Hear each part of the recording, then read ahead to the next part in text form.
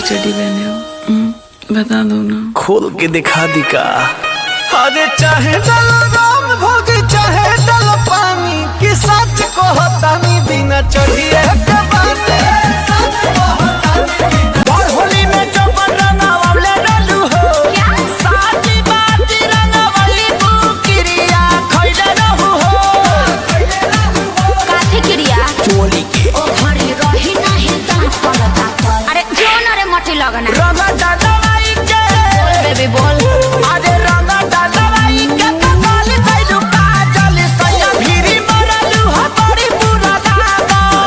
डालवाई के कमाल कइलू काजल सैया भिरी मरलू ह बड़ी बुरा दागा। किस कलर की चड्डी पहने हो? बता दो ना। खोल के दिखा दी का। अरे चाहे डल राम भोग चाहे डल पानी कि सच को होतानी बिना चढ़िए